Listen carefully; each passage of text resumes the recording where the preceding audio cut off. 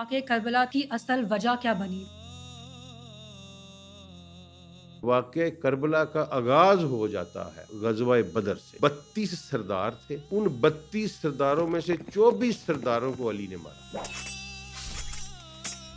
نبی کریم صلی اللہ علیہ وسلم اور حضرت امام حسین علیہ السلام کا آپس میں کیسا رشتہ تھا؟ رسول اللہ نے حسین کے جسم کا سر سے لے کر پاؤں کے ناخن تک ایک ایک حصہ رسول اللہ نے اپنی زبان مبارک سے چوما ہوا تھا۔ حضرت عباس علمدار ان کا کیا کردار رہا؟ عباس نے انسانیت کی وہ ساری رسم توڑ دی۔ حضرت زینب سلام اللہ علیہ نے اس واقعے کے بعد اپنا کیا کردار ادا کیا تھا؟ وہ جب یزید کے دربار میں داخل ہوئیں تو بی بی نے کہا اسکت یا ابن تلکا، خاموش رہ تلکا کی اولاد۔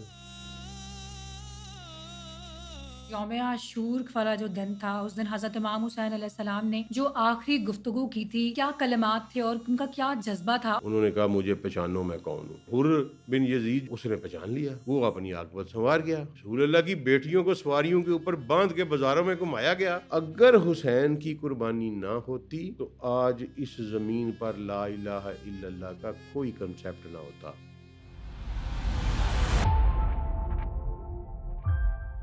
السلام علیکم ناظرین، آپ دیکھ رہے ہیں دا بلو ٹروتھ ڈیجیٹل پوڈ کاسٹ۔ میں ہوں آپ کی ہوسٹ رابعہ بخاری۔ ناظرین، محرم الحرام نہ صرف ایک نئے اسلامی سال کا آغاز ہے، بلکہ یہ ہمیں صبر، حق اور قربانی کا پیغام دیتا ہے۔ سفر کربلا کی اگر بات کریں تو سفر کربلا میں پیاسے ہونٹوں اور زخمی دلوں کے ساتھ جس طرح سے حضرت امام حسین علیہ السلام نے اپنی جان اور اپنے گھرانے کی جان کی قربانیاں پیش کی، اس نے انسانیت کا سر بلند کرنے کا درس دیا۔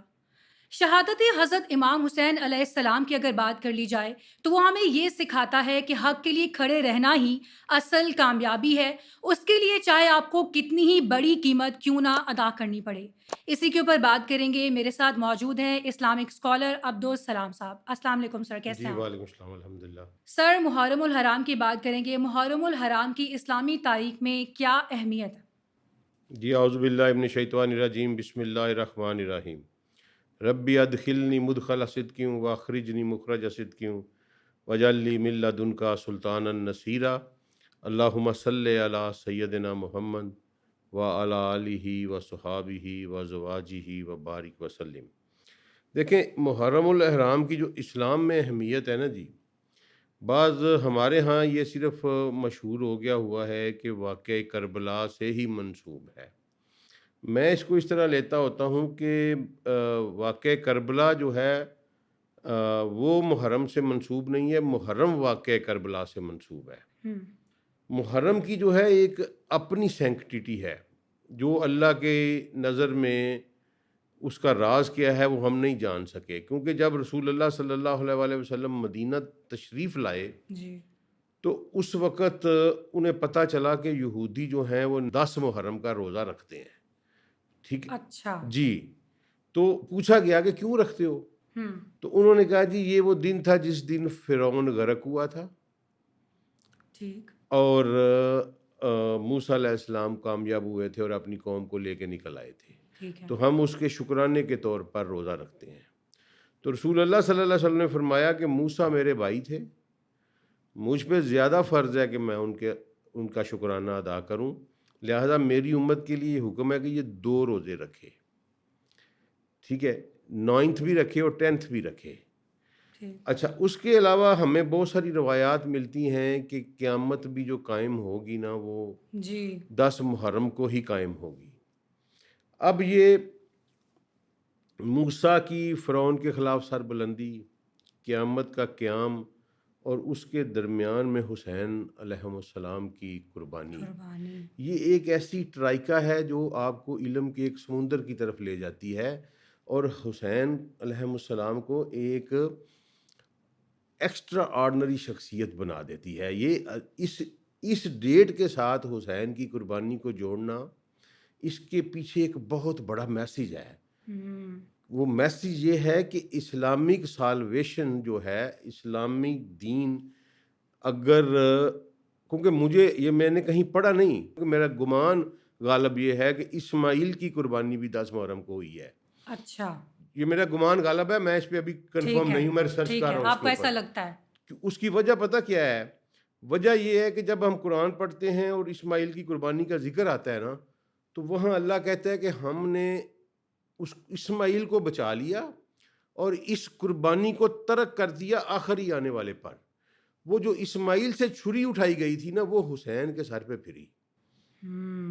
وہ قربانی تو ابراہیم کے ایک بچے کی واجب ہو چکی تھی، جی ٹھیک ہے؟ بالکل۔ اس وقت جو اسماعیل کے سر سے چھری اٹھائی گئی، وہ جو اللہ نے کہا وَتَرَكْنَا فِي الْآخِرَةِ، ہم نے آخر میں آنے والوں پہ اس کو ترک کر دیا، کر دیا۔ ٹھیک ہے؟ واقعہ کربلا کو اسلام کی تاریخ کا سب سے اہم اور فیصلہ کن موڑ کیوں کہا جاتا ہے؟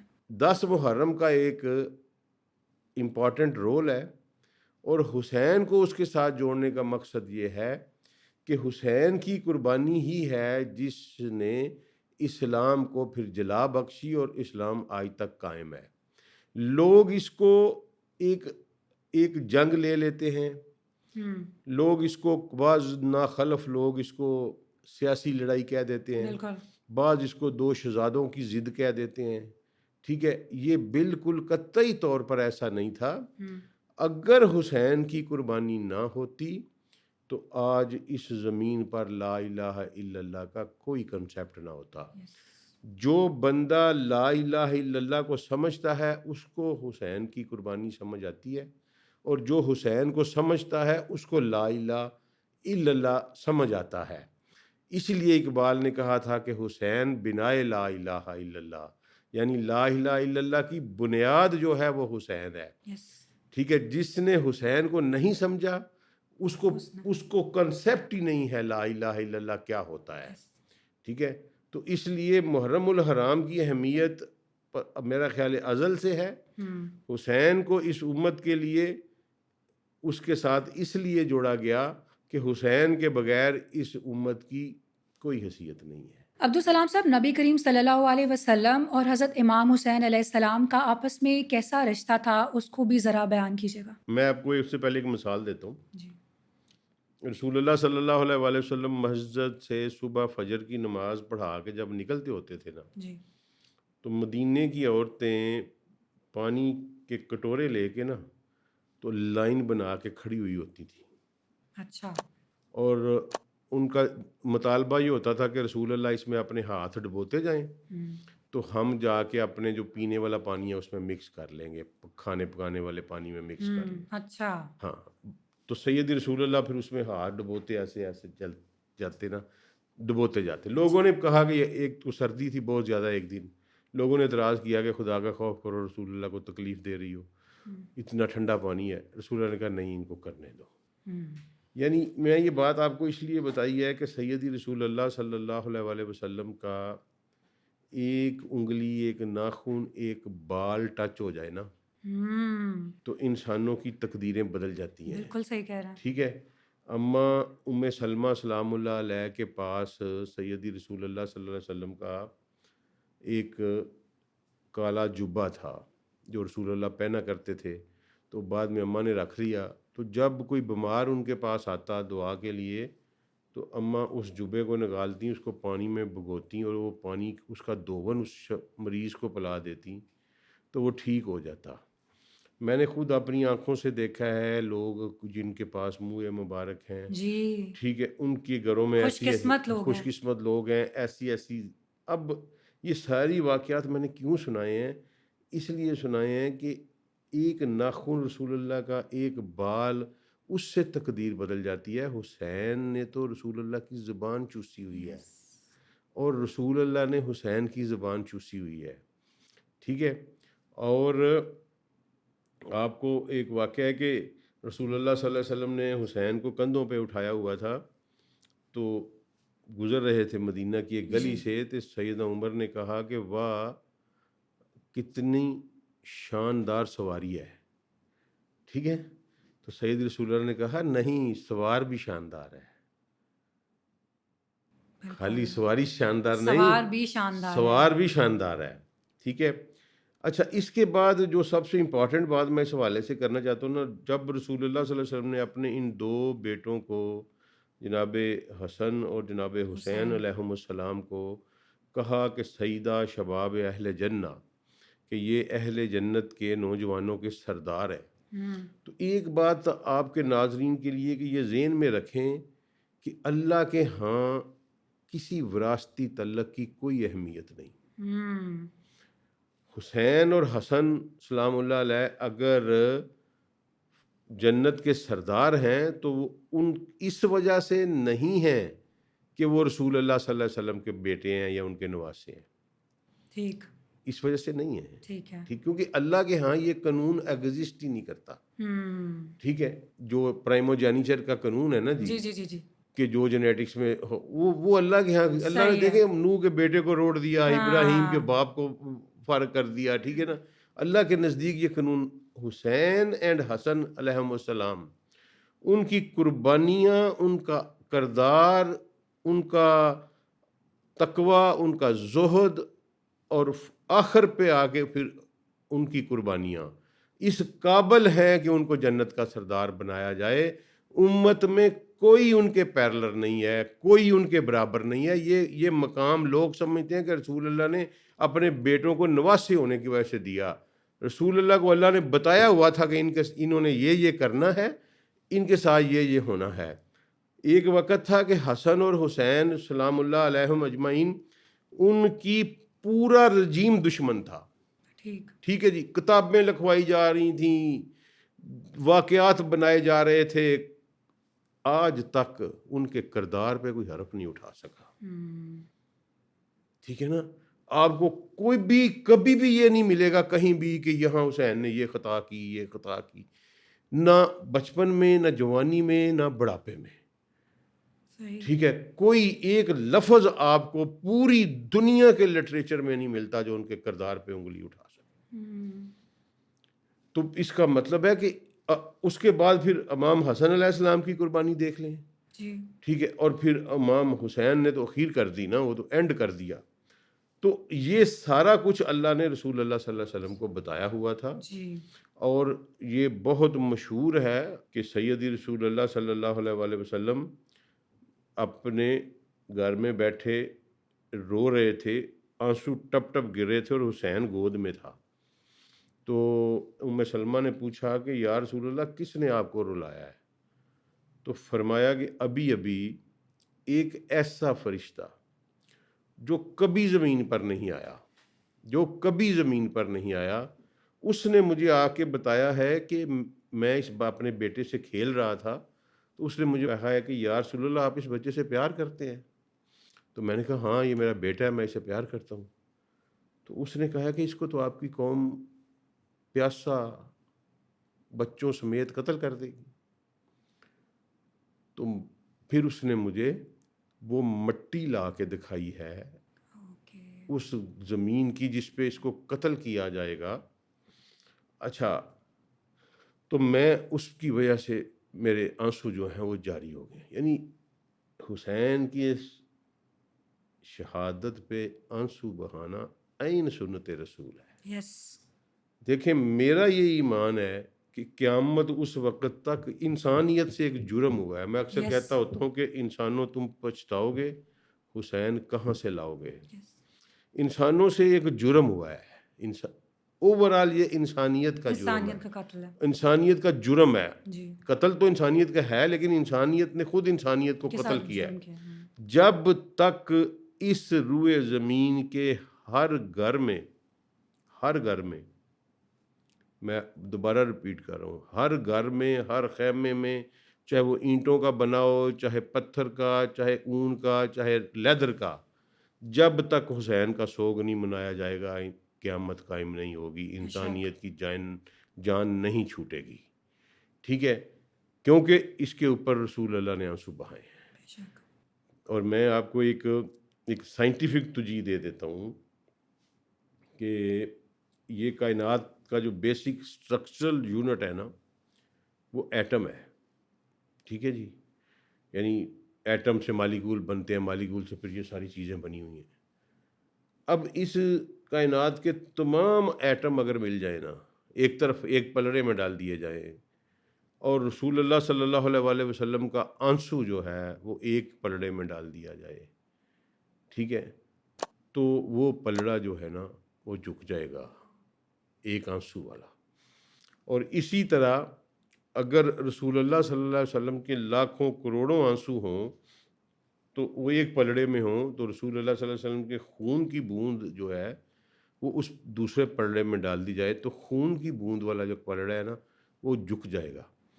کربلا کی قربانی وہ قربانی ہے جس میں میرے رسول صلی اللہ علیہ وسلم کا ڈائریکٹ خون بہا ہے, ڈائریکٹ خون بہا ہے. ٹھیک ہے نا جی. اس کے اوپر تنازع کرنے سے پہلے اگر کوئی شخص مسلمان ہونے کا دعویٰ کرتا ہے تو اس کو لاکھ بار سوچ لینا چاہیے. اچھا عبدالسلام صاحب، واقع کربلا تو ہم سب کو معلوم ہی ہے، لیکن اگر ہم یہ جاننا چاہیں کہ اس کی اصل وجہ کیا بنی تو وہ کیا ہوگی؟ جی یہ بہت امپورٹنٹ سوال ہے اور دراصل کربلا کی اسٹڈی کے وقت سب سے امپورٹنٹ فیکٹر یہ ہے.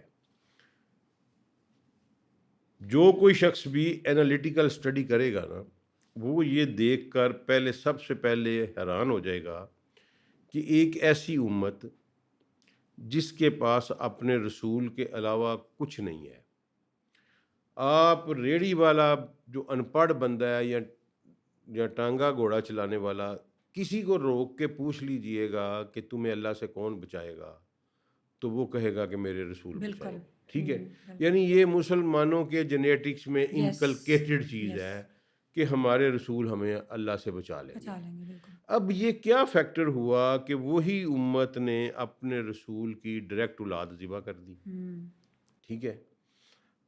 اور پھر وہی لوگ جو نماز بھی انہوں نے پڑھی ہے, ہاں جی, وہاں نماز بھی پڑھی ہے, اس نماز میں انہی پر درود پڑھا ہے جن کو وہ قتل کر رہے تھے. اب یہ سوچنے پہ مجبور کرتی ہے کہ یہ ہوا کیا ہے. کیسے؟ اب اس کے دو ہی مطالب لیے جا سکتے ہیں کہ یا تو وہ لوگ رسول اللہ کی امتی نہیں تھے لیکن تاریخ ہمیں بتاتی ہے کہ وہ مسلمان تھے, اس پہ تو ہم شک نہیں کر سکتے. تو اس کا مطلب ہے کہ وہ پھر ان کے دل میں کوئی کھوٹ تھا. اب وہ کھوٹ کو جب ڈیٹیکٹ کرتا کرتا ہم چلتے ہیں نا جی تو میری نظر میں واقعہ کربلا کا آغاز ہو جاتا ہے غزوہ بدر سے. غزوہ بدر سے؟ جی غزوہ بدر سے, کیونکہ غزوہ بدر وہ ایونٹ ہے جس کو اللہ نے بھی سیلیبریٹ کیا ہے اور اسلام کی بیسک بنیادی وجہ بھی وہ بنا. اب غزوہ بدر کا ایک ہی ہیرو ہے, اس کو کہتے ہیں علی بن ابی طالب علیہ السلام. ٹھیک ہے. غزوہ بدر میں 70 کفار جو ہیں وہ واصل جہنم ہوئے, قتل کیے گئے. ان میں سے 32 سردار تھے. ٹھیک ہے جی. ان 32 سرداروں میں سے 24 سرداروں کو علی نے مارا. ٹھیک ہے. اب عرب کے جینیٹکس میں اگر آپ دیکھتے ہیں نا تو آج بھی عرب کینہ پروری اور انتقام ان کے جینیٹکس میں ہے. اچھا, یہ ہر جو عرب کا الیٹ گھرانہ تھا نا یہ کوئی تقریباً سمجھ لیں کوئی 40-50 گھرانے تھے اور ٹوٹل ان کے کوئی 500 افراد تھے. اچھا. انہوں نے رسول اللہ صلی اللہ علیہ وسلم کو تسلیم نہیں کیا. پوری مکی زندگی میں نہ صرف جھٹلایا بلکہ جناب ابو طالب علیہ السلام کی وفات کے بعد رسول اللہ پر اذیتیں دینی شروع کر دیں. یعنی زندگی کو تنگ کرنے اپنے طور پہ تنگ کر دیا. یہی الیٹ کلاس پھر بدر میں آئی اور بدر میں 50 سرداروں میں سے 35 آئے, ان میں سے 24 مولا علی کے ہاتھوں مارے گئے. 4 جو ہیں جناب امیر حمزہ کے ہاتھوں مارے گئے. ٹھیک ہے. اب جس گھر میں بھی ماتم اٹھتا تھا اس کے بچے کہتے تھے ہمارے ابے کو کس نے مارا؟ علی. دوسرے کو پوچھا علی, تیسرے کو پوچھا علی. ٹھیک ہے. یہ علی علی ہو گئی غزوہ بدر میں. ان کے خون میں علی کے خلاف ایک دشمنی کا وبال جو ہے نا وہ پیدا ہونا شروع ہو گیا. بنو امیہ ایک ایسا قبیلہ تھا جو رسول اللہ صلی اللہ علیہ وسلم کے دادا کی اولاد میں سے تھا. یعنی ایک ہی باپ کی یہ اولاد تھے. تیسری نسل میں جا کے ان کا باپ ایک ہو جاتا ہے. عبد مناف کے یہ بیٹے تھے، ان سے آگے ہاشم ایک بیٹا تھا، ایک عبد شمس بیٹا تھا۔ عبد شمس سے جو ہے وہ بنو امیہ نکل آئے اور ہاشم سے بنو ہاشم نکل آئے۔ تیسری پشت پہ جا کے ان کا باپ ایک ہو جاتا تھا۔ انہوں نے رسول اللہ صلی اللہ علیہ وسلم کے خلاف شریکہ بنایا، اچھا اور وہ شریکہ جو تھا وہ پھر جب یہ مرڈرز ہوئے غزوہ بدر میں تو وہ بلڈ شیڈ والی دشمنی میں بدل گیا۔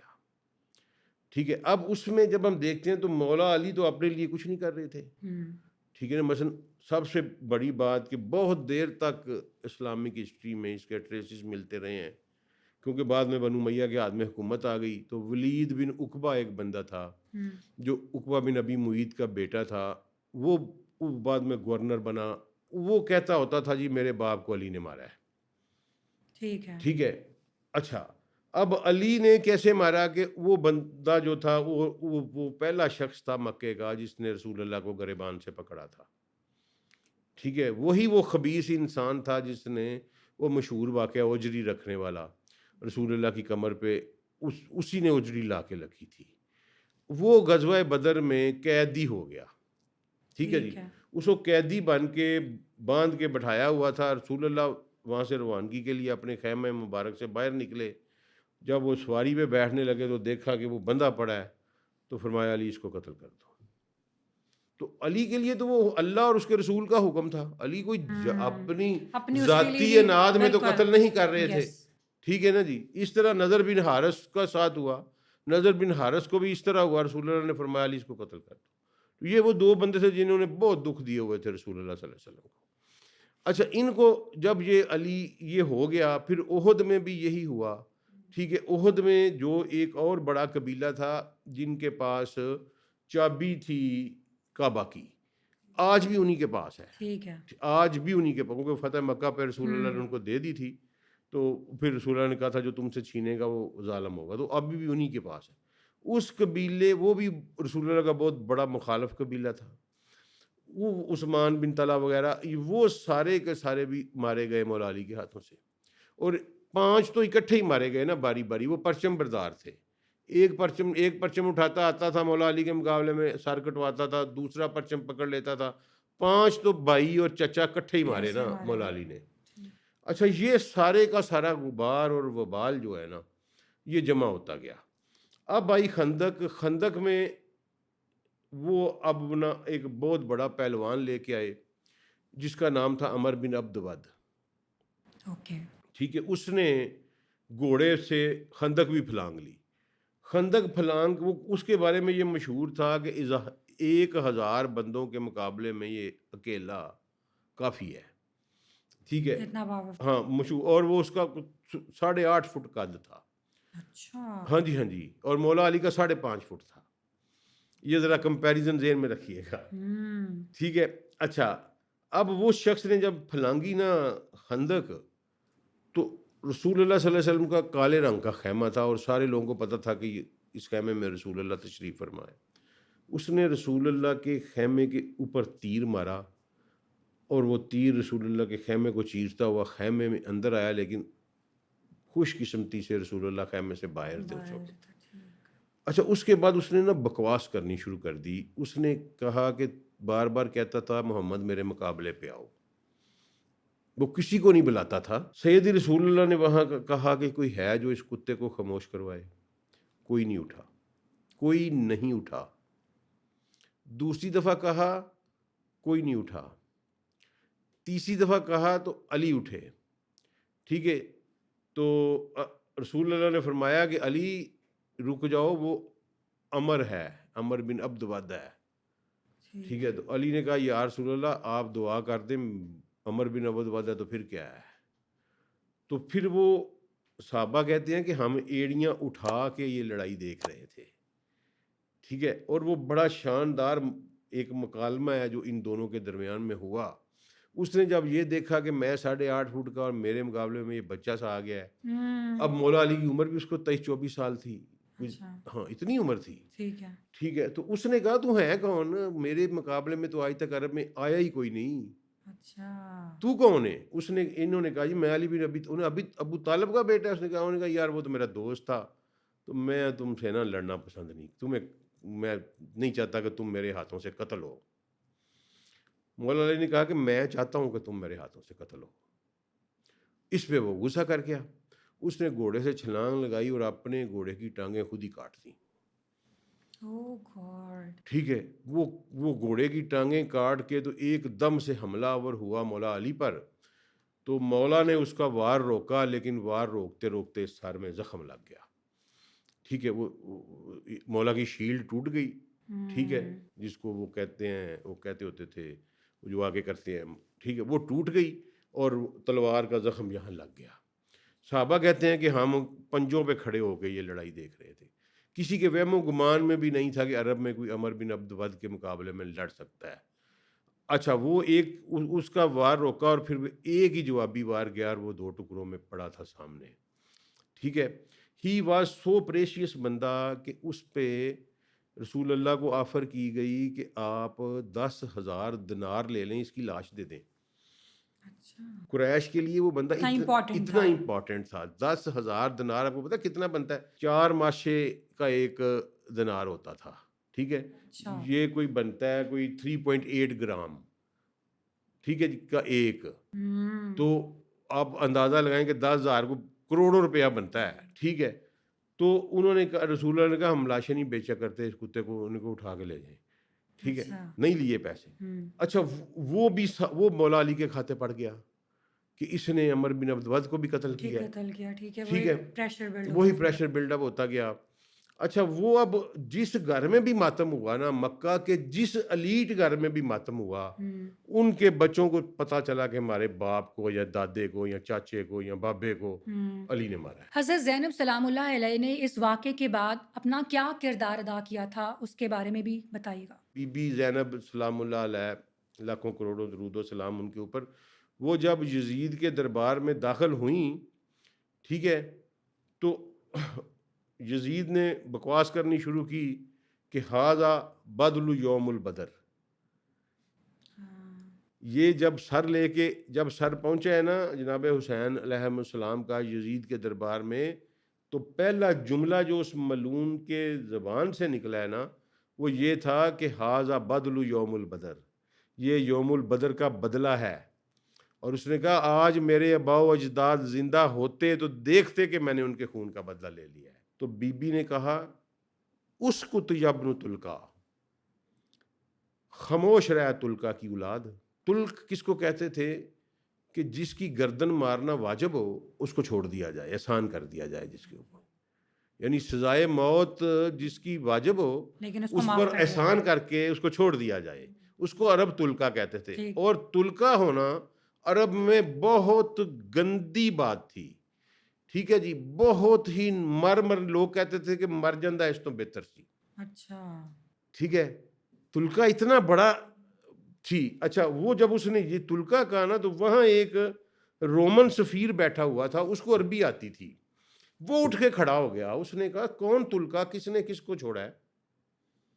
بی بی نے کہا کہ میرے جد نے اس کے دادا کی گردن آزاد کی تھی، ٹھیک ہے۔ تو اس نے کہا اذان شروع کرو، جلدی جلدی اذان شروع کرا دی۔ اب وہ جب آیا نا اشہد ان محمد پہ آیا موذن، تو بی بی نے پھر کہا، اس کو کہا اسکت، خاموش ہو جا۔ پھر کہا کہ کس کے باپ کا نام ہے یہ؟ تو یہ بدر سے روٹس چلیں اور کربلا، اور انہوں نے کوئی لحاظ نہیں کیا اسلام کا، انہوں نے کوئی لحاظ نہیں کیا مسلمان ہونے کا۔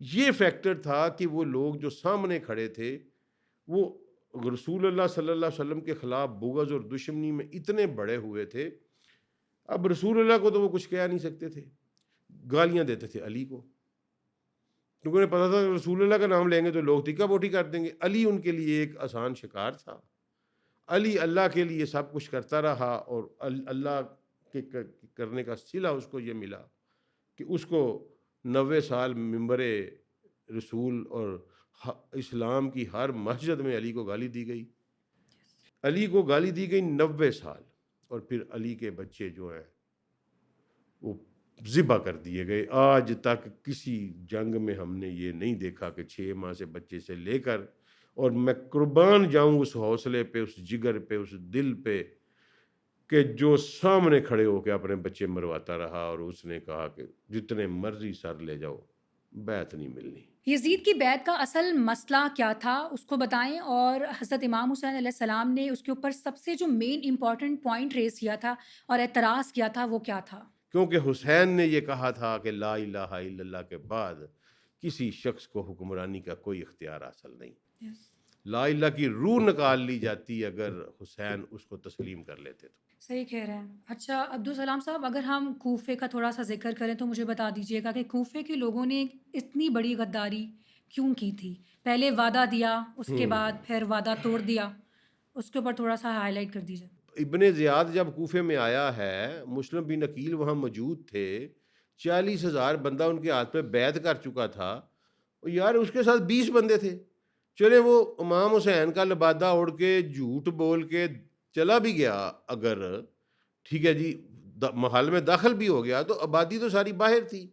پھر جب آپ کربلا میں حسین کے خلاف جانے والے لشکر دیکھتے ہیں تو اس میں نہ کوئی مصر کا لشکر ہے نہ کوئی شام کا لشکر ہے، وہ سارے کے سارے لشکروں کے ہیں وہ کوفہ کے ہیں، ٹھیک ہے۔ اور یہی انہوں نے پہلے بھی کر چکے تھے، امام حسن کے ساتھ بھی یہی کر چکے تھے، اور پھر یہی پہلے انہوں نے مولا علی کے ساتھ غداری کی کوفہ والوں نے، ٹھیک ہے۔ یہ کوئی عجیب و غریب قسم کے لوگ تھے، یہ اس وقت مولا کے ملائی ہونے کا بھی دعویٰ کرتے تھے اور ان کا خون بھی پیتے تھے۔ ورنہ اگر کوفہ کے لوگ ایک ہو کے کہہ دیتے ابن زیاد کو کہ یار جو مرضی کر لے، تو وہ تو ایسا دور نہیں تھا نا، اگر شام سے لشکر آتا، مصر سے آتا، تو اس کو 1.5-2 ماہ تو لگ جانے تھے، ٹھیک ہے نا۔ اتنے میں امام نے اپنا کام کر دینا تھا۔ انہوں نے آل رسول کا خون پیا اور بنو امیہ سے پیسے کھائے، ٹھیک ہے، یا ان کے خوف سے یا ان کے پیسے، ان کی جگیروں کے لالچ میں۔ جو بیچارے سچے تھے وہ 4,000 بندہ تھا، وہ بعد میں توابین کی جو جنگ ہوئی، ٹھیک ہے، وہ سلیمان بن سرد اس کو بند کر دیا تھا، جس نے خط لکھا تھا امام کو، ٹھیک ہے، اس کو تو انہوں نے جیل میں بند کر دیا۔ وہ جب بعد میں جیل سے رہا ہوا، اس نے کہا یار ہماری تو دین اور دنیا تباہ ہو گیا، ہم اللہ کو کس منہ سے اللہ کے سامنے جائیں گے، آؤ۔ وہ 4,000 بندہ لے کے نکلا اپنے ساتھ، وہ 4,000 قتل ہوا ہے کربلا کے بعد، وہی 4,000 مخلص تھے، ٹھیک ہے نا۔ وہ باقی 40,000 میں سے 36,000 بندہ جڑا ہے نا وہ عیاشی کرتا رہا ہے بعد میں بھی۔ انہوں نے کہا یار ہم نے خط لکھے تھے، ٹھیک ہے، ہمارے سے زیادتی ہوئی، ہم نہیں پہنچ سکے عوام کو، لیکن اب اگر ہم نے جانے نہ دیں تو ہم اللہ سے کس منہ سے ملیں گے۔ انہوں نے آؤ دیکھا نہ تھا ان پہ چڑھائی کر دی ابن زیاد پہ۔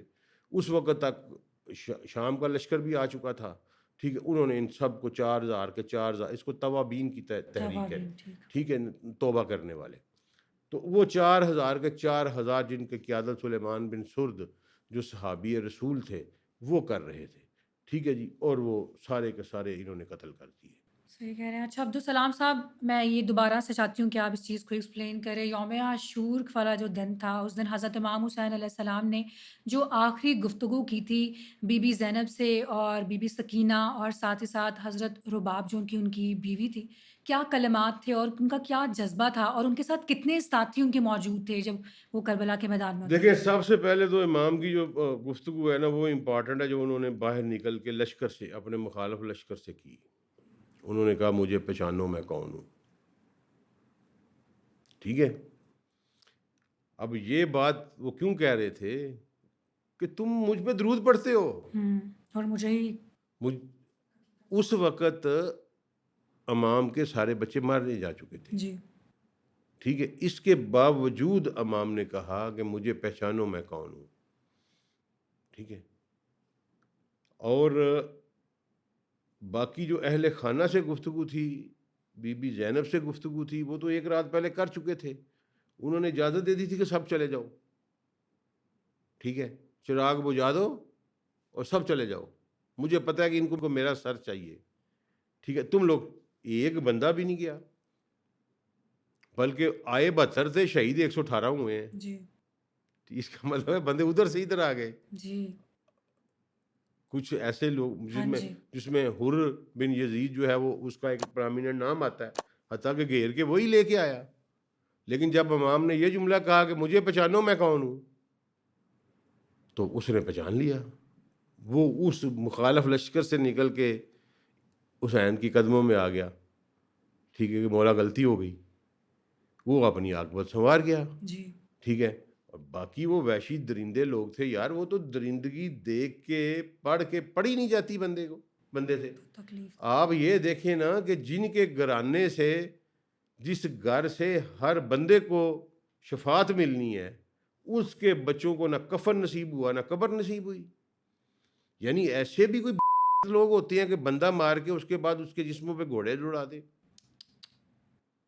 ٹھیک ہے. کسی کو اس لشکر میں وہ 10,000 کا تھا، وہ 12 کا تھا، وہ 40 کا تھا، اس میں کوئی ایک انسان اتنے بڑے ایک بھی نہیں تھا جو یہ کہتا کہ یہ میرے رسول کی بیٹیاں ہیں. کو خدا دا خوف کرو. رسول اللہ کی بیٹیوں کو سواریوں کے اوپر باندھ کے بازاروں میں گھمایا گیا. وہ خواتین جن کا سایہ تک کبھی سورج نے نہیں دیکھا تھا، ان کی حرمتیں پامال کی گئیں، ان کے سروں سے چادریں کھینچی گئیں. ان کو درباروں میں میری بیٹی کو اگر کوئی ڈی سی طلب کر کے اپنے سامنے کھڑا کرے، میں اس کا خون پی جاؤں گا. اور کوئی بندہ یہ مطالبہ کرے ہم سے کہ ہم اسے مسلمان مانیں، ٹھیک ہے، قیامت والے دن فیصلہ ہو جائے گا. اگر اس کو مسلمان ماننے پہ جنت ملتی ہے تو ہم لے لیں گے، کوئی مسئلہ نہیں. لیکن اس کو مسلمان نہیں مان سکتے. میرا تو نہ دل مانتا ہے، نہ دماغ مانتا ہے، نہ لاجک مانتی ہے، نہ علم مانتا ہے. کوئی کفر کا فتویٰ لگانا ہے کسی نے، وہ لگا لے، جو مرضی کرنا ہے وہ لگا لے. کہ جب میری اپنی غیرت اپنی بیٹی کے بارے میں یہ ہے کہ میں خون پی جاؤں گا بندے کا، تو میرے رسول کی بیٹیوں کے بارے میں غیرت ان سے میری اپنی بیٹی سے زیادہ ہونی چاہیے، تب میرا ایمان مکمل ہوتا ہے. کبھی جنگوں میں یہ بھی ہوا ہے کہ 6 ماہ کے بچے بھی مارے گئے ہیں یار. اب دیکھیں نا یہ کیا ہے.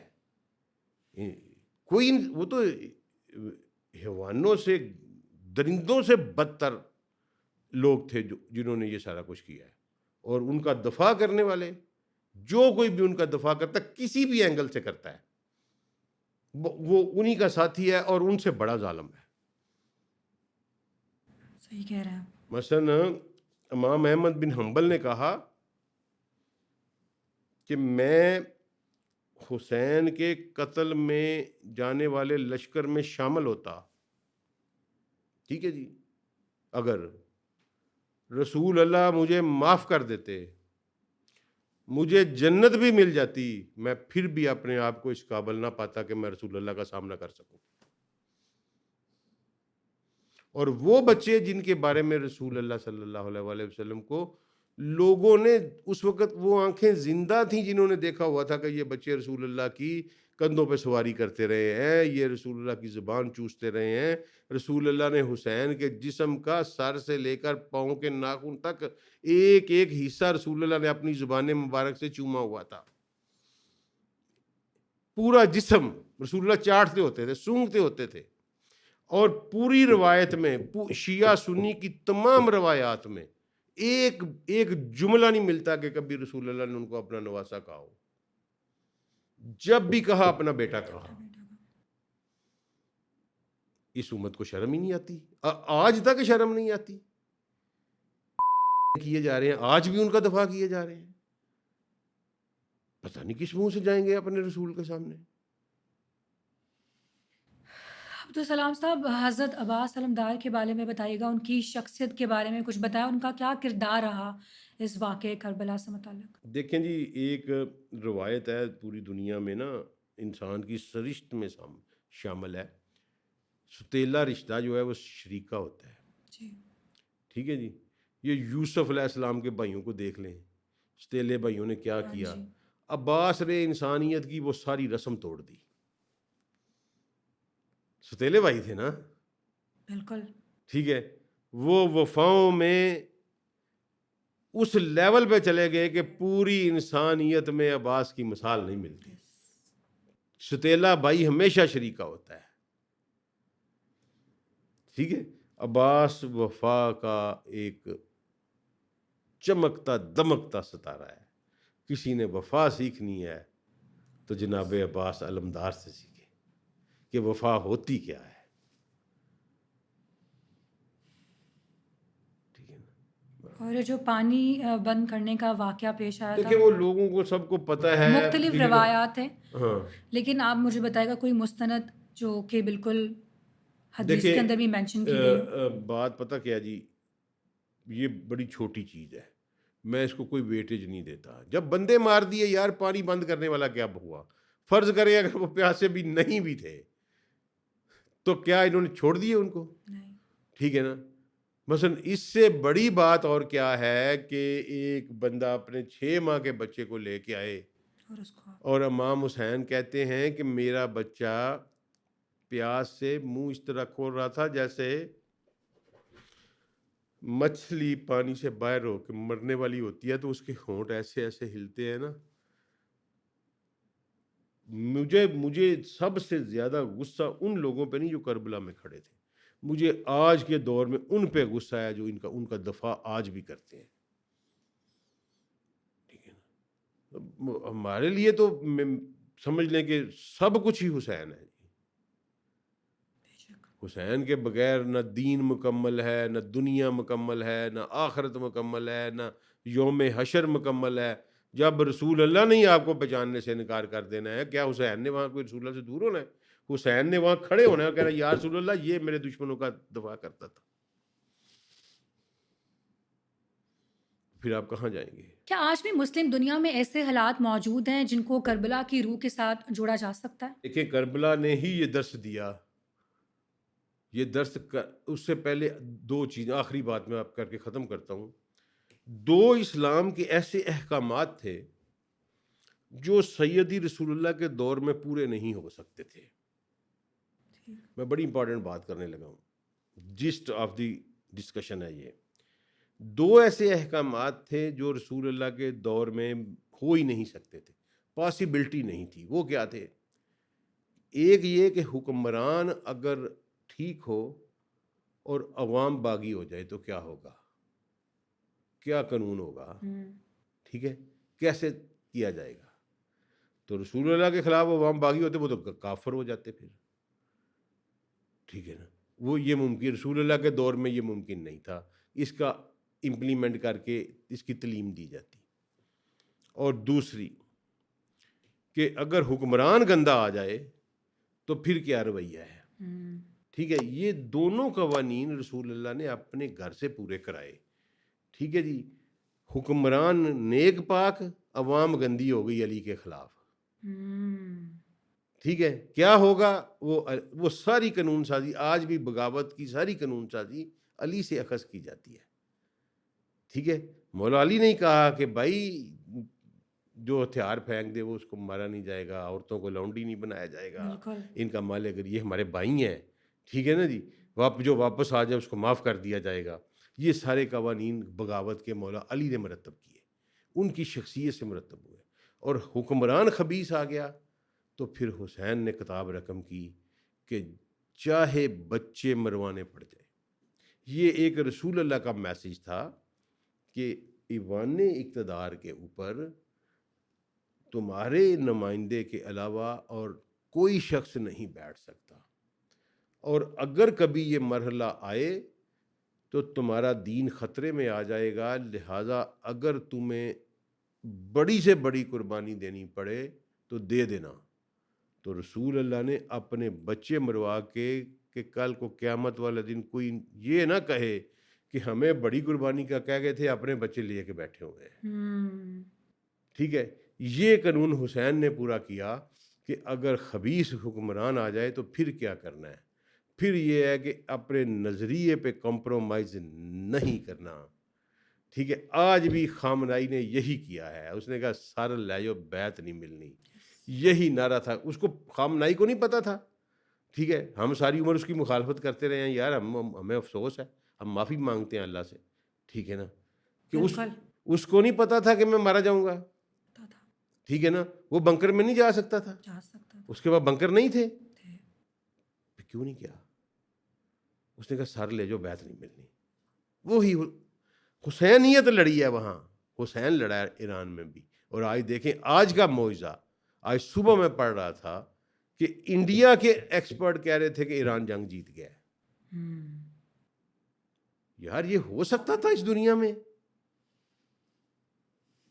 کوئی کسی کے وہم و گمان میں تھا کہ ایران اب کیا کر رہا ہے؟ ایران $24 ارب بھی اس کو دے رہے ہیں، پابندیاں بھی اٹھا رہے ہیں اس سے، اس کو پیمپر کر رہے ہیں بچوں کی طرح کہ تو ابھی گل لے بھی لے لے بھی. یو اے نے $3 ارب دے دیا ہے کہ ٹھیک ہے نا. یہ ہو سکتا تھا یار؟ کہاں امریکہ کی وار مشین اور کہاں ایران.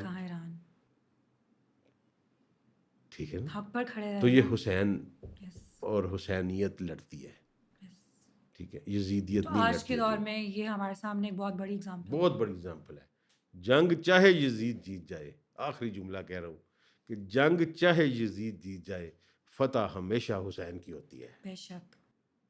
تو جنگ تب بھی یزید جیتا تھا، فتح حسین کی ہے. یزید گالی ہے، حسین عزت و ہمیشہ زندہ رہے. ہمیشہ زندہ رہے. تھینک یو سو مچ بہت عبدالسلام شکریہ. صاحب فار یور ٹائم. امید کرتے ہیں ہمارے دیکھنے والی آڈینس کے لیے آج کا پوڈ کاسٹ انفارمیٹیو رہا ہوگا. اگر آپ لوگوں نے پوڈ کاسٹ پسند کیا ہے تو اس کو لائک کر دیجیے گا، چینل کو سبسکرائب کر دیں. آپ لوگوں سے ملاقات ہوگی نئے پوڈ کاسٹ کے ساتھ. تب تک کے لیے اجازت دیجیے. اللہ حافظ.